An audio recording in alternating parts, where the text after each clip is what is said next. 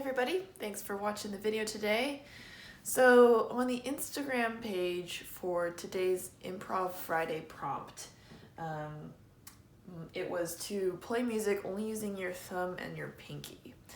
And part of the idea behind that is that kind of giving limitations is actually a really good way to spark creativity, because it gives you some place to start. Like if I was just to say, okay, go play piano, it can be a little bit overwhelming about, okay, well, how, what, where do I start?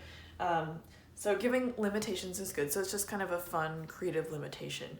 But another reason that I specifically said the outer fingers is because those are the fingers that a lot of people avoid when they first approach a piano. They'll come to piano and they'll do something like this, or they'll try to play chords like this. And so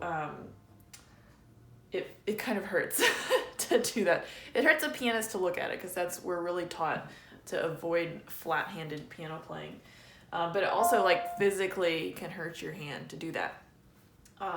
So if you start by just at least bringing your thumb and pinky up to the piano, it actually helps you create a really beautiful hand position. So the most perfect hand position, and you're not always going to be able to maintain this when you're playing piano, but it's kind of what you always want to try to return to and have as the standard, is something that looks kind of like this. So it's like you're holding a mouse, like you're gonna do some computer, not like a real mouse. I mean, you could hold a mouse like that, I guess. Actually, yeah, like a little animal sometimes is a good way to imagine that you're holding a little animal.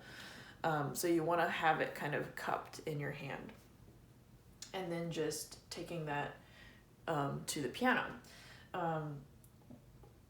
The reason that bringing these fingers up kind of encourages that is because they're the shortest fingers. So if you bring them to the level of your other fingers, you're automatically going to get a curve in your hand. Anyway,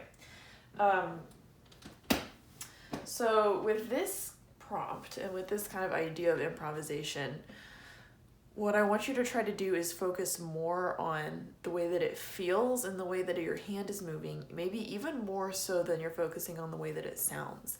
Let this be a very kind of physical action that you're taking, and notice how your hand is moving, how your fingers are feeling, how is that affecting the way that the rest of your body is feeling, and kind of use it as an improvisation to get you into your body. And then the sounds you make are maybe kind of superfluous to that. So I'm gonna do it a little bit, join along, do your own, and thanks for watching the video.